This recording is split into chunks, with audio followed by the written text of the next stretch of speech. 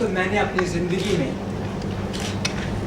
बहुत से मुकदमे देखे हैं, पर वो मुकदमा कुछ अलग ही था। मुझे आज तक याद है,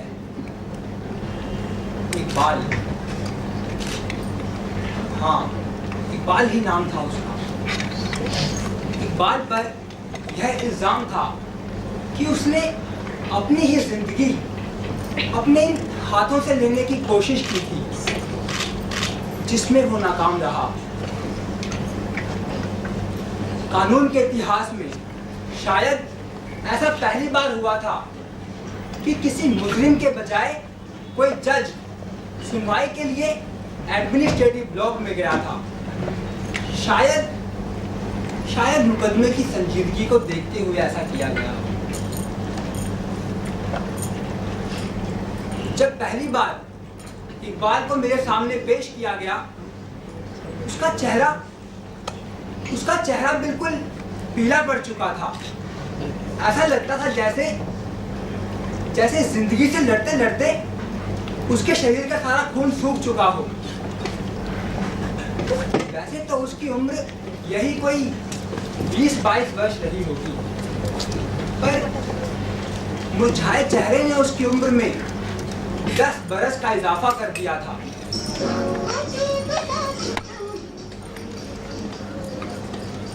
इकबाल के साथ साथ मेरी मुलाकात अब्दुल से भी हुई। अब्दुल जो इकबाल के जहन में तो था, पर असल जिंदगी में उसका कोई वजूद नहीं था।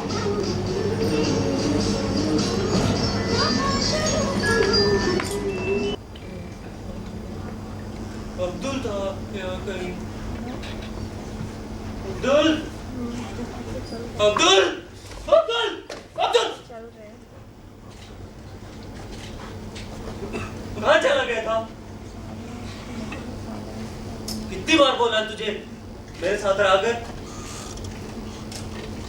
चला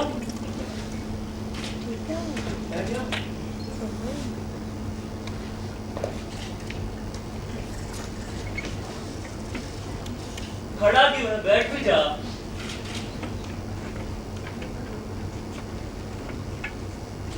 वो गाना सुना ना जो खाना गाएगा?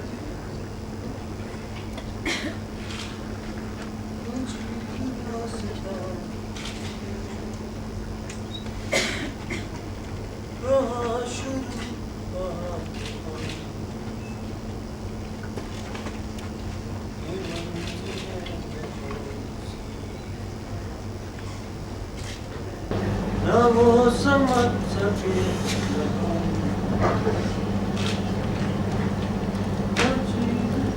तुम हो इकबाल? मोहम्मद यूसुफ इकबाल, कैदी नंबर 789।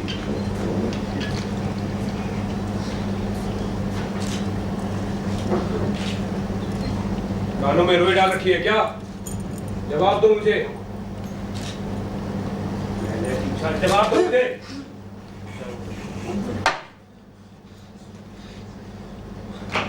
जी हाँ, मैं ही हूँ कैदी नंबर 789। इकबाल इकबाल इकबाल वो खुश नसीब जिसको आपकी अदालत ने इतनी इज्जत देने के लिए बनाया है। इज्जत की बात तुम ना ही करो तो अच्छा है इकबाल। इज्जत जैसा भारी शब्द तुम्हारी जुबान से अच्छा नहीं लगता। तुम्हें पता है 10,675 मुकदमे ऐसे हैं जिनकी आज तो कोई सुनवाई नहीं हुई। 2000 मुकदमे उनमें से ऐसे हैं जो फिरौती के हैं, 3000 मुकदमे डकैती के हैं। कानून में जजों की कमी है और मैं एक पागल के लिए आया हूं और उस पर यह इल्जाम है कि उसने अपने हाथों से खुदकुशी करने की कोशिश की। पिछले 30 साल के तजुर्बे में मैंने अदालत की चौखट को लांघकर कोई सुनवाई नहीं करी। अरे तुम जैसे नामकूल लोगों की वजह से कानून को नापाक होना पड़ता है। अब्दुल, आंकड़े मारेंगे मेरे नहीं हदों में रहो। हे अदब, नामाकूल, नापाक। मैं जानता नहीं था आज इतनी तारीफ करेंगे। कहिए, क्या कर सकता है ये बेअदब नापाक आपकी खिदमत में? सिर्फ इतना कि जो सवाल तुमसे साफ साफ पूछा जाए मुझे उसका सीधा सीधा जवाब दो। ये इन कागजात में साफ लिखा है कि 20 जून की रात, सुनो, अपनी हदों में रहो, तुम एक कैदी हो। 20 जून की रात बोरीवली स्टेशन के पास रेल की पटरी पर लेटकर तुमने अपनी जान देने की कोशिश की। ये एक संगीन जुर्म है। बताओ ये इल्जाम कहां तक दुरुस्त है?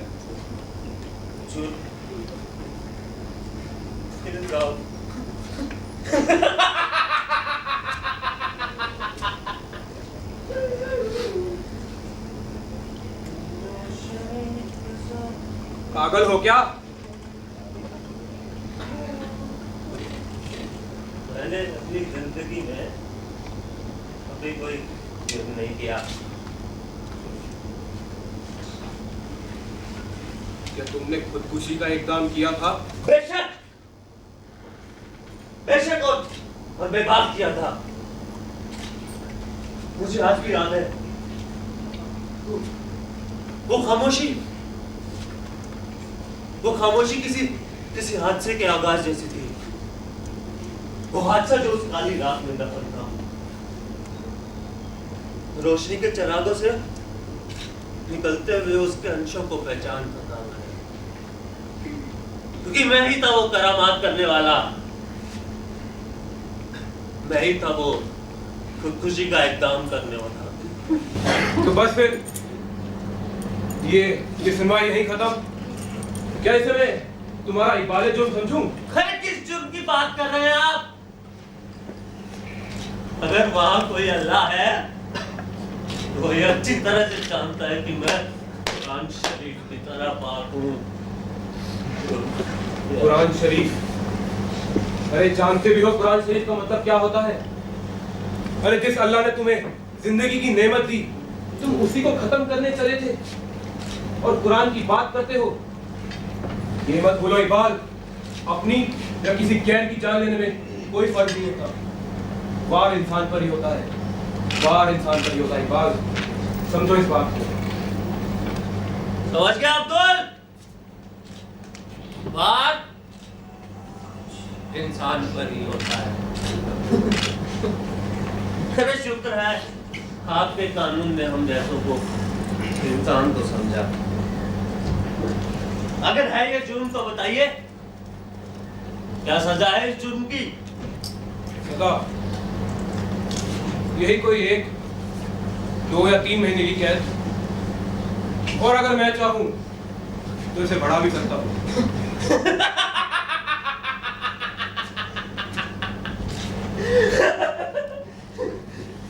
सुराब तो तूने, अरे कैद देंगे ये मोहम्मद यूसुफ इकबाल को। अरे जानते भी आप मैं कौन हूँ? वो इंसान जो तन लम्हों में अपनी जिंदगी को मौत के सुकून में तब्दील कर देना चाहता है, उसे देंगे आप 1, 2 या 3 महीने की कैद? ये कानून है आपका? हाँ? आसमान से गिराकर खजूर में लटका दीजिए, आग से निकालकर कढ़ाई में डाल दीजिए, ये है आपका इंसाफ?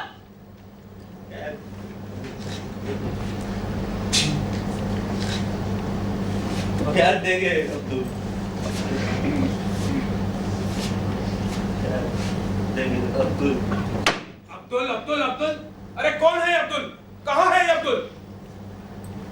तुम्हारी इन्हीं हरकतों से तुम्हारा ये हाल है इकबाल। ध्यान से देखो, ध्यान से देखो, ये मुकदमा है, तुम्हारा कोई मुशायरा नहीं। तुम्हें कानून की वक्त की कदर करनी होगी और संजीदा रहना होगा। अब्दुल, अब्दुल हर जगह है। अब्दुल यहाँ भी है, अब्दुल वहाँ भी, अब्दुल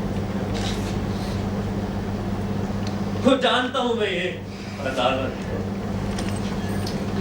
अगर आप मेरे इन सवालों का जवाब नहीं तो बताइए, ऐसे कौन से संजीदा सवाल मैं आपसे करूं जिनका जवाब आपकी ये नेक चरण अदालत मुझे दे सकती है। कानून के मायने ये बता सकते हैं कि आप में और उस मौलवी में क्या फर्क है? वो मौलवी जो किसी मरे के सिराने पर बैठकर सूरह यासीन की तिलावत करता है, आप में उसमें क्या फर्क है?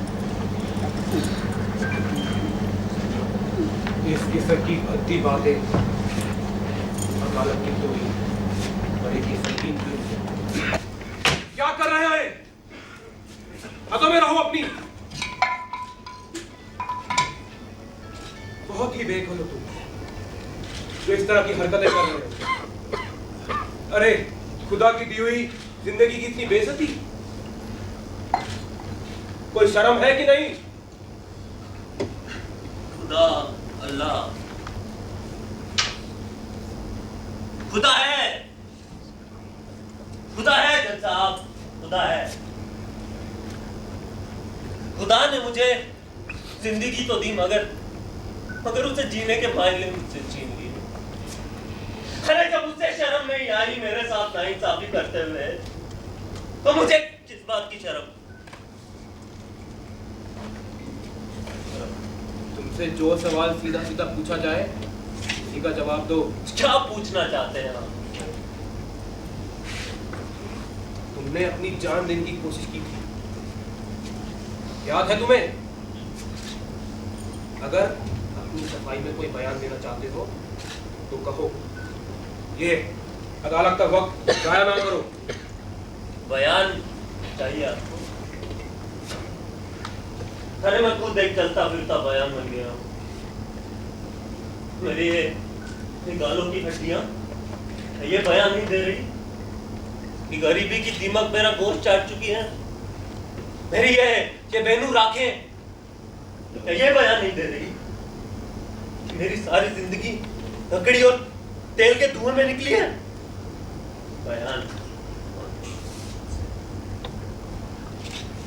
तुम्हें मैंने पहले भी कहा था कि तुम्हारी कोई नौटंकी नहीं है, ये हमारा मुकदमा है।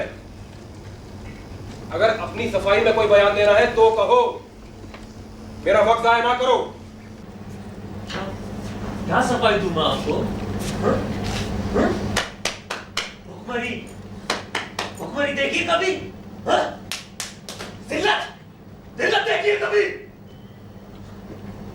कभी ये सोचा है कि ये काले कोट की नौकरी चली गई तो अगले दिन घर में खाना कहां से आएगा? कभी ऐसा हुआ है कि अब्बू की दवा के लिए पैसे ना हो और काला तुमसे लिपट कर रो रही हो? इकबाल, थोड़े से पैसे ले आना अपनी अब्बू की दवा के लिए। अरे कहां से ले आता इकबाल पैसे? सर से पांव तक कर्जे में जो डूबा हुआ था मैं। ना दवा आई, ना पैसे मिले। मेरी आंखों के सामने मेरे अब्बू ने हर 4 दिन मेरी जिंदगी जिक्र की है। उम्र के बराबर लगेगी आपको। नहीं दे सकता मैं आपको सफाई, किसी को भी नहीं दे सकता।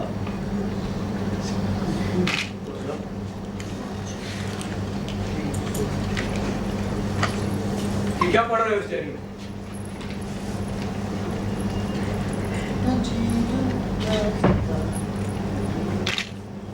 बहुत ही बेअकल हो तुम। अपनी जिंदगी को कागज के इन पन्नों में उतारा है। लाओ, दिखाओ मुझे।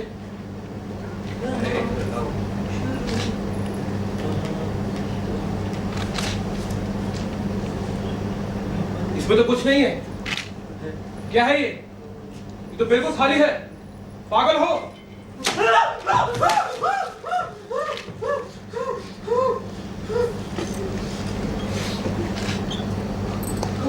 खाली है, खाली है। अरे खाली ही तो है जिंदगी मेरी, खाली खाली। इकबाल,